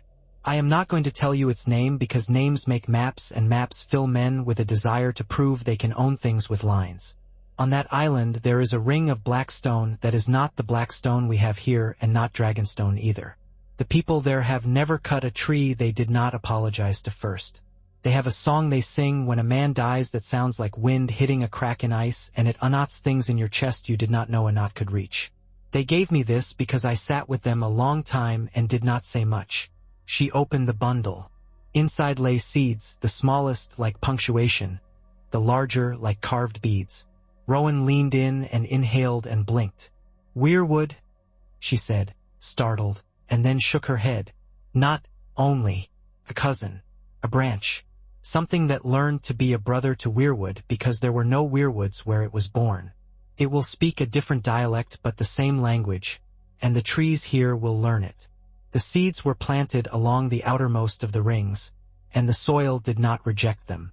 The rings took on a new undertone, a harmony that soothed men who did not know they needed soothing, and made women weep in kitchens for no reason their husbands were able to locate. The sea captain with the scar on her jaw came to Winterfell again that year and touched one of the saplings and said nothing, bowed her head, then went back to her ship with her jaw set, because there was work to do and the sea had no patience for reverie. Time, the trickster, laid a few more hands on the north. Davos sickened one winter when the cough ran through the low WER town and through more of the upper than the upper liked to admit. He sat in a chair by a window with a blanket over his legs and made a list of men and women who could do parts of the job he did and sent for them, one by one, and talked to them like a father who wants his children to become his betters because he remembers being a boy who was not allowed to. He got better because some men do, and he found that being attended to had not killed him. He stopped visiting White Harbor as often. He taught a girl to read numbers on paper because she could already read numbers in faces. He went to the ring on the long lake with a walking stick he said was for show and put his hand on the stone and listened and said, "I," and the stone in its way said "I" in answer. The horn slept. Then someone took it. It was not taken by a man with a grand plan. It was taken by a man with a small plan. He wanted to own something that made important people breathe differently. He had been a boy under the Dreadfort once, in those years when the Dreadfort had taught boys the wrong lessons with such thoroughness that the boys took them for right. He had learned to pick locks with frozen fingers. He had learned to sit in silence for hours until the thing he wanted stopped watching itself. He had learned that men who think they are not watched are men whose pockets are accessible. He had learned to hate weakness in others because he was saturated in it himself. He had gone north and joined the Watch because the Watch was where men who wanted not to be other men went when there was no other door that would have them. He had stood at the Black Gate and listened to it and felt nothing. This made him angry and therefore certain he wanted something from the gate anyway. He went down at night when men were sleeping. He waited long enough for the sleeping to deepen into the kind of sleep that actually rests men, not the kind that lies to them. He took the horn and put in its place a thing wrapped in old leather. A flask with its mouth wide and its belly narrow, roughly the right size if you squinted in the wrong light. He climbed and felt his breath catch and did not allow it to drag a cough from him. He made his way out onto the ice shelf with the horn under his cloak and a sense of having outrun what his father had said about him. He put the horn on his bed under a blanket and lay down beside it and slept with a smile tucked into the corner of his mouth like a bribe. He had it for 6 days. On the 7th day Rowan came into his sleeping cell without a sound and stood over him until he woke. He woke with his hand on the horn the way men wake with their hands on knives when they mistrust morning. He looked up at her and discovered that it was easier to be afraid of a woman who was not moving than of a man with a weapon. His mouth grew clever. Clever mouths are useless near rings and trees. "Give it," Rowan said. He thought of 6 words that would have made other men in black smirk. He swallowed them because they tasted like mud. He handed the horn to her like a child handing over the toy he has stolen from a cousin he loves. He felt the loss like a bruise. He thought being caught would be the worst. He discovered that returning was worse. He wept more than the boy who had first blown a horn, and he was older. He learned something about becoming a better version of himself and did not much like the lesson and repeated it anyway, which is the beginning of work. Rowan set the horn again under the gate with care, and the gate regarded her without liking and without hate. The horn lay as it should. She left. The man who had taken it went to the ring and put his hands on the stones and shouted apologies because apologies shouted feel like penance. The stones did not respond because stones prefer quiet. He learned to lower his voice. Years again. The North had always been a country of years. The child from the seal-sailed ship grew into a sailor who wore a small weirwood rune at her throat carved by her own hand. She came and went with the years, ignoring storms because storms prefer to be ignored and respect men who are not impressed by them. She told tales of white bears that blinked slowly when you spoke to them in the old tongue and of fish with faces that reminded her of men she had disliked. She put her hand on the ring when she came through and told it where she had been. The ring hums care if you tell them stories. The difference is subtle, but the air in the valley tastes less lonely. One midsummer the sky went green at night and children who had never seen the trick asked if this meant a winter was coming that would shame summers forever. The old woman at last hearth who had peeled potatoes years ago said no without looking up from her pan. Because learning to tell the difference between coincidence and sign is how you keep yourself sane through long seasons. And then winter did come, as winter will. It came with the formal courtesy winter prefers. It laid its hand down like a dinner guest who has been invited so often the host has stopped being nervous that the plates are cracked. The first snow fell at night and stayed until morning. Not a gale, not bluster, only steady. The watch made their rounds to the rings. The men of the free folk took their fur out of storage and aired it and shook mice from sleeves. Women dragged rugs nearer to hearths. The sea captain with the scar tied a new line to the mast and did not sing when she did it, out of respect. Arya was gone. Men had stopped trying to find words for how she went or where. Davos slept less and woke more. He walked the walls with a blanket over his shoulders like a lord who had decided to be a commoner for a night to see how it felt. The winter was honest and not cruel. That is almost worse because it makes men believe they have a special relationship with it. A man who had never been cold and had decided this was because cold respected him fell asleep under an eave after drinking and did not wake. His brother found him and shook him with fury for daring to die in such an ordinary way and then cried into his scarf and the scarf froze to his mouth and he learned something about how the world does not care. In that winter Davos died, as men do. He had been at the ring, listening, when his heart decided to take itself to task for running too long.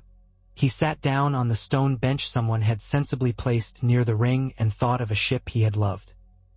He thought of a boy's voice like a knife, who had become a man and had taken ships downriver and up and had married a woman who did not mind his habit of staring at horizons. He thought of a woman with red in her hair and how the red had looked next to fire, and of a king that had gone into snow with a stubbornness he recognized and disliked. He thought of numbers and how they had always comforted him like beads. He said a quiet word that might have been a curse if said by another mouth and might have been a prayer if said with a raised voice. He leaned back and let the air take him. He went without trouble. Men who had liked him, which is to say most men, because it is easy to like a man who names things correctly and then shrugs and wraps a rope around them and makes them do their work, carried him to Winterfell and to the yard where ghosts slept once, and they put him in the ground with stones placed in a way that would make anyone standing above look out rather than down. Rowan spoke over him. She did not speak of seas and kings. She spoke of the shape of his listening, and of the way a man can make himself quiet without making himself smaller. The ring hummed in a pitch that would have made him smirk, because he would have seen the mathematics in it and called it by its crude sailor's name. The day after Davos died, word came from the night fort. The horn was making noise, not out loud. Men would have noticed out loud. But something in the air below the gate had gone to trembling. The man who had taken it once, now older and less proud, swore he could feel it through his boots. The black gate had that pinched look it gets when it is considering whether to spit something out. Rowan and Sansa's son went down into the throat of stone and stood and listened, and finally Rowan put her ear to the horn's mouth and flinched. She stood with her eyes shut. "It is being called," she said, and her voice was thin, which meant she was working too hard. "Not from this side. From a long way and a little under. If it gets the call it wants for long enough, it will answer back even from inside its bed. We need weight on it." "What kind of weight?" the Stark asked. He had his mother's hands and his father's stubbornness, and this combination had done good and harm in equal shares. "Name weight," Rowan said. "Like when Jon spoke the first one. We need a word through the door. The door likes him. It will listen to someone who wears his shape." Sansa's son. Men called him Lord, or when they were angry the boy went white, not because he was a coward but because he knew how big an idea that was and doubted that he was the kind of man to hold it. "I am not he said, clean and bare. "No," Rowan agreed, "but the trees know your blood. They will hold you up if you ask them in the right order. And we have other mouths." She looked to the shadows. Arya stepped out of one, as if the shadow had become bored with itself and wanted to try being a person again. "You have a mouth that can make silence," Rowan said to her. Arya's mouth made a little shape that might have been a smile. "So they say."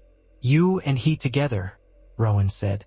"With me keeping the earth from going out from under your feet. And we need one more voice. Someone who has died and come back. There are fewer of those in the north than there used to be." The boy who had blown the horn raised his hand slowly, the way you do when you have rightness but are shy of claiming it. "I drowned. I was pulled back," he said. 2 years ago, on a spring thaw. The White Knife took me and the White Knife gave me up because my sister knew how to shout my name at the water. I count." Rowan tilted her head and a smile came and went. "You count," she said. "Bring the memory of the drowning. Bring the way breath tastes when it comes back to you through a mouthful of mud." They went under together.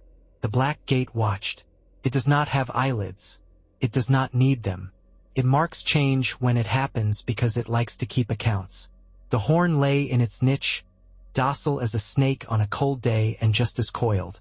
Rowan put a hand over it but did not touch. "Say his name," she said to the Lord of Winterfell. He did. He said Jon Snow, and the word went into the wet air, and the wet air held it like a mother who has been told she may lift her child again. The gate shivered. The ring above sounded in an answering key.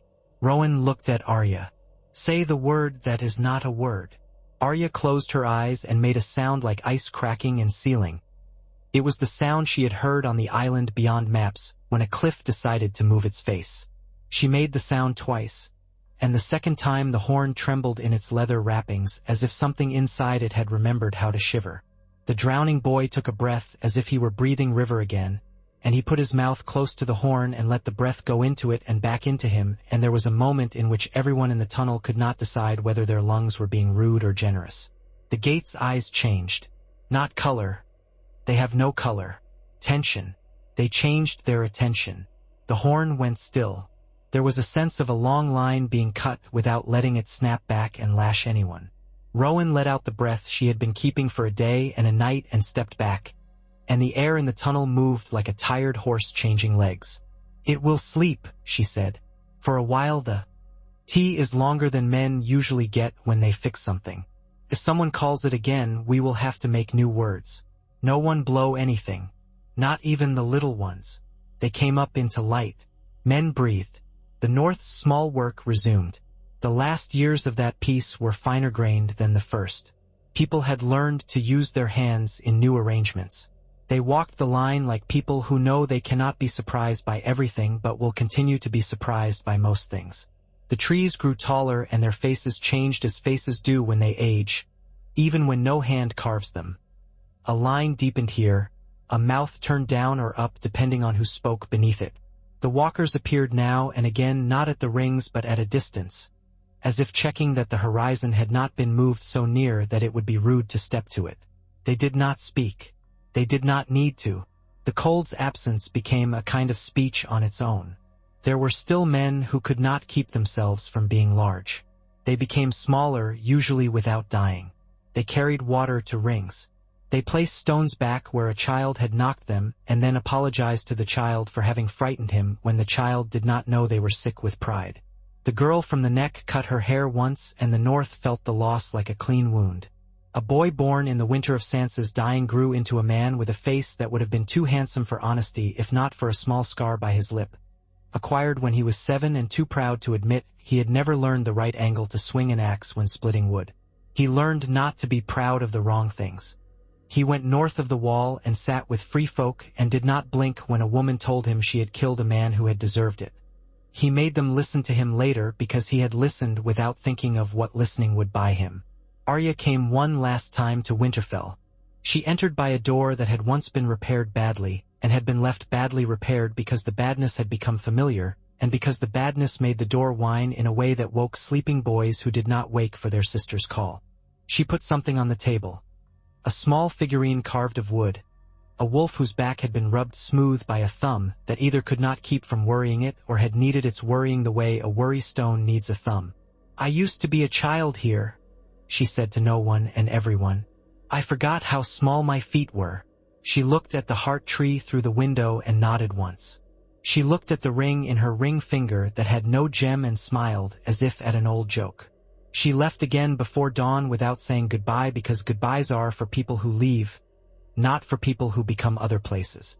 When the Lord of Winterfell, Sansa's son, died, it was the sort that is unsurprising to men who pay attention to how bodies break eventually.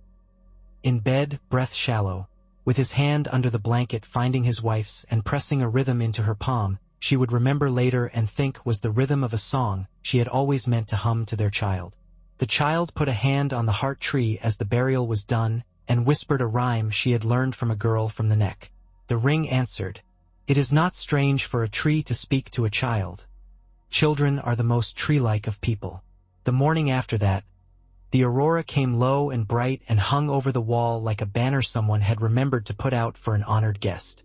People went to their doors and shaded their eyes and thought of Jon Snow without speaking his name, because love is a private hand sometimes. Far to the north, the first of their number, the one whose man name had once opened a door, stood on ice and imagined fire again and found that this time it made not ache but a feeling he could not articulate if he had had a mouth. There will come a day, longer hence than men habitually plan for, when the boundary will fail because all boundaries fail if you watch long enough. Some child will be careless, some man too sure, some woman too tired to listen to dreams. Or the earth will shift itself because it counts seasons, not stalemates. On that day there will be men and women who have been practicing how to listen for a long time.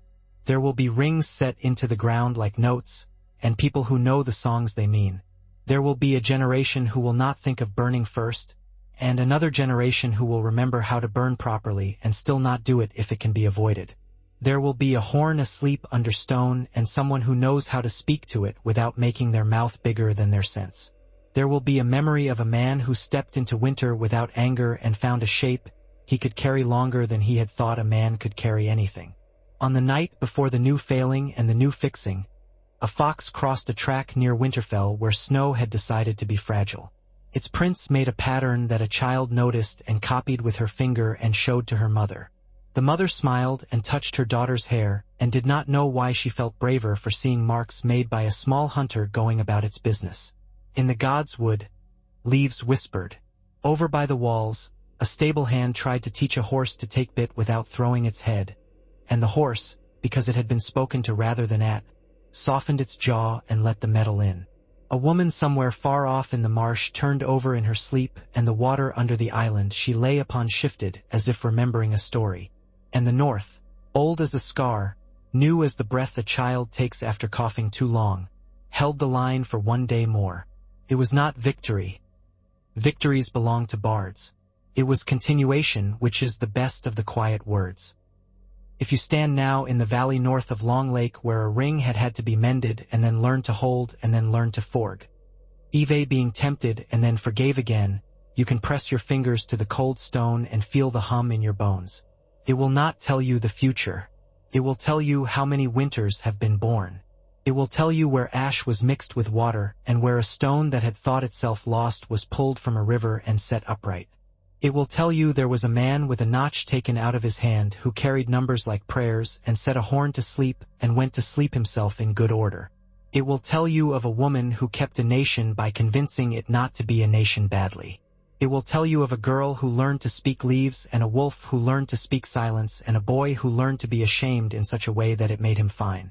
It will tell you that winter is not the enemy.